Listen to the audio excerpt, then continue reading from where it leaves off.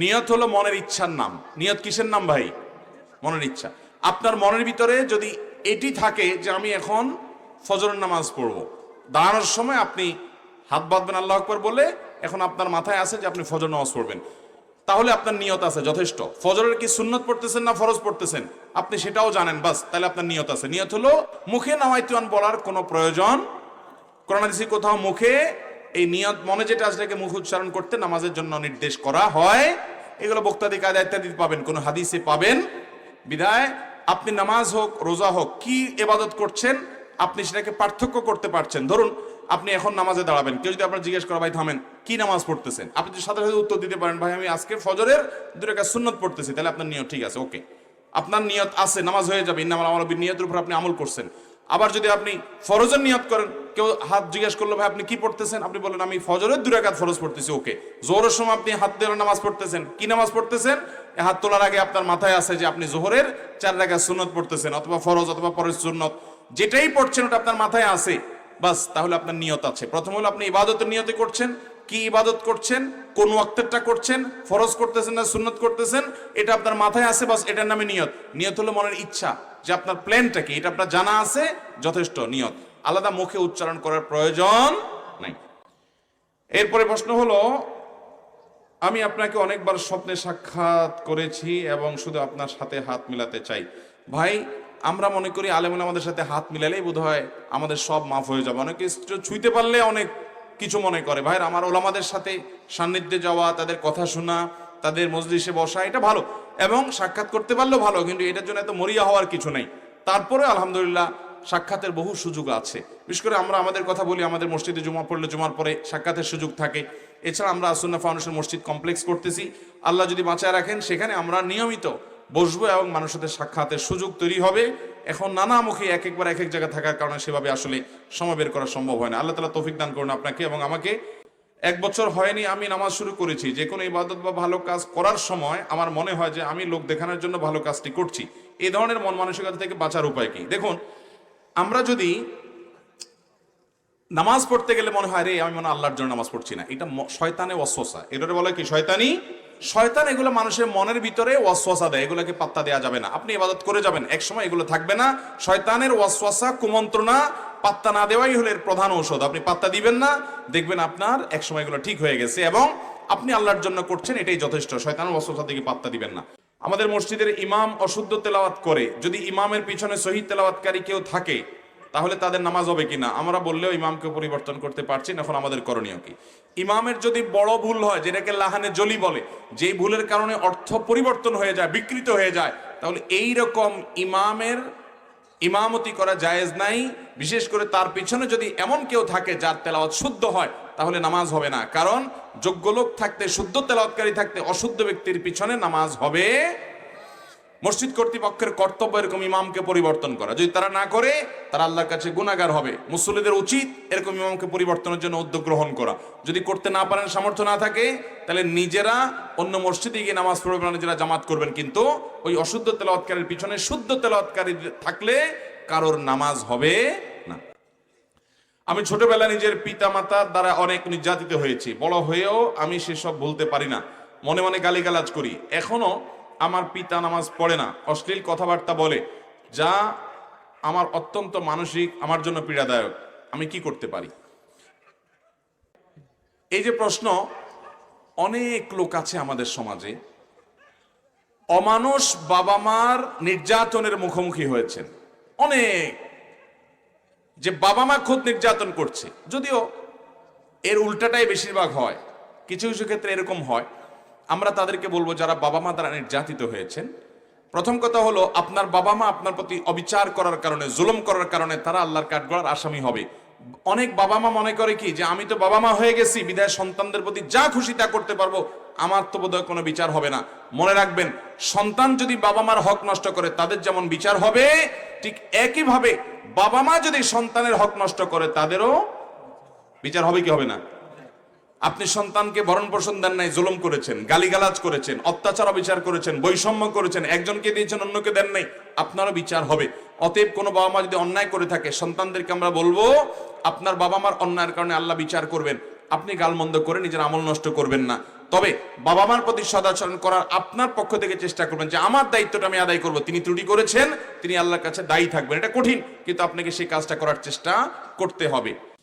এরপরে প্রশ্ন হলো, আমি একজন তরুণ উদ্যোক্তা, নিজের প্রচেষ্টায় ইলেকট্রিক ঢেকুইর উদ্ভাবন করেছি, আলহামদুলিল্লাহ। আমি কোনো সুদী ব্যাংক হতে লোন নিব না। ইসলামী ব্যাংকের অনেক প্রতিবন্ধকতা, সেই ক্ষেত্রে বিসিক থেকে লোন নেওয়া যাবে কিনা? আমার চাল উৎপাদনের জন্য প্রচুর অর্থের প্রয়োজন।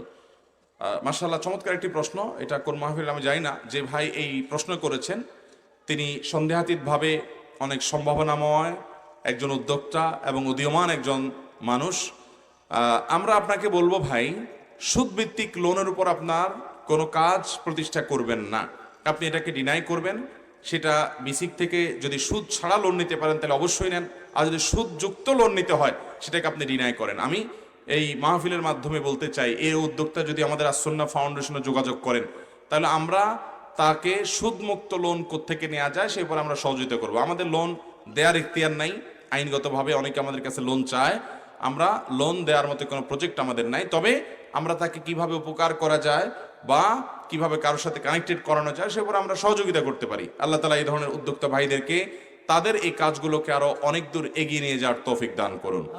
আমি এটাই আজকে শুরুতে বলছিলাম, আমাদের তরুণদেরকে কর্মমুখী করতে হবে, তাদেরকে ব্যস্ত এবং এঙ্গেজ করতে হবে ভালো কাজগুলোতে, তাহলে সমাজে যত অহেতুক কাজ থেকে তরুণরা বেঁচে যাবে ইনশাআল্লাহ। এরপরে প্রশ্ন হলো, ইয়াজুজ মাজুজ সম্প্রদায় কারা এবং তারা কোথায় আছে, কখন তারা আত্মপ্রকাশ করবে? ভাইরা আমার, ইয়াজুজ এবং মাজুজ এদের সম্পর্কে আল্লাহ রাব্বুল আলামিন কোরআনে কারীমের সূরা কাহাফে আলোচনা করেছেন।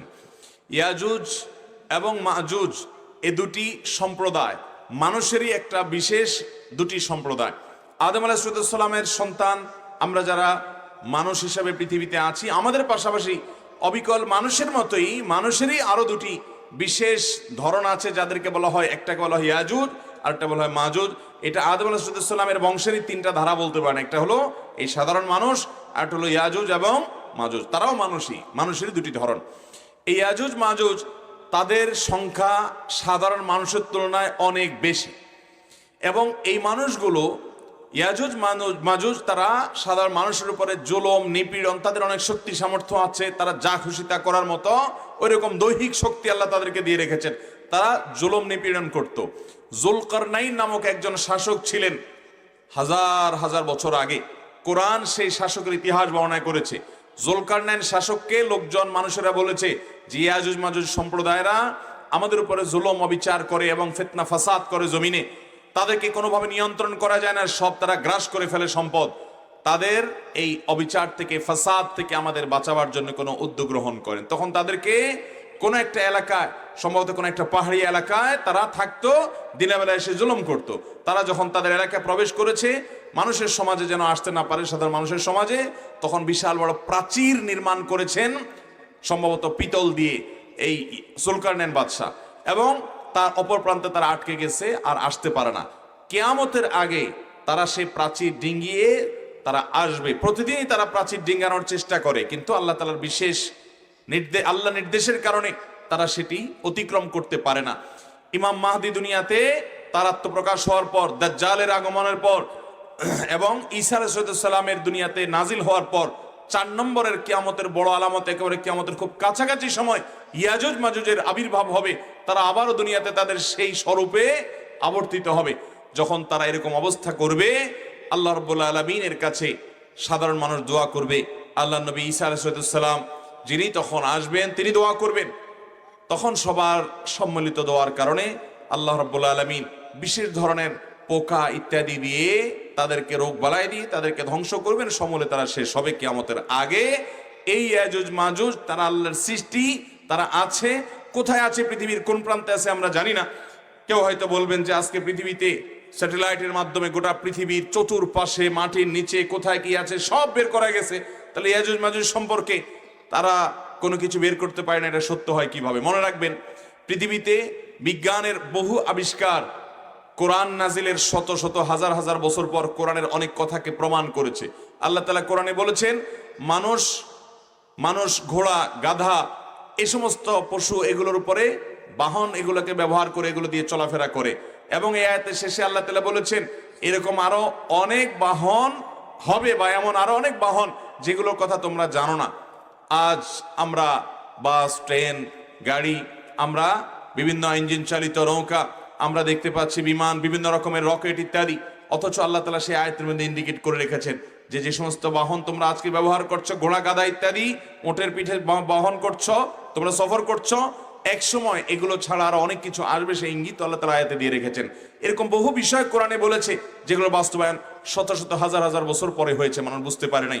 বান্দার সমস্ত আমলগুলোকে আল্লাহ তাআলা উপস্থিত করবেন কিয়ামতের ময়দানে, দেখাবেন। কিভাবে দেখাবেন?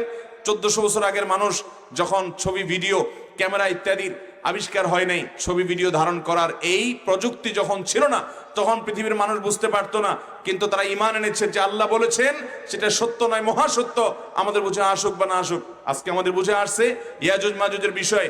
বিজ্ঞান, তথ্য প্রযুক্তির উন্নতির এই সময় তারা ধরতে পারছে না, কিন্তু বিজ্ঞানীরা হয়তো 2000 বছর পরে, 200 বছর পরে, 500 বছর পরে কোন এক সময় ধরতে পারবে অথবা না পারবে। কিন্তু কোরআনে যেহেতু বিবৃত হয়েছে পৃথিবীর সব মিথ্যা হতে পারে, এটি মিথ্যা হওয়ার কোনো সুযোগ নাই।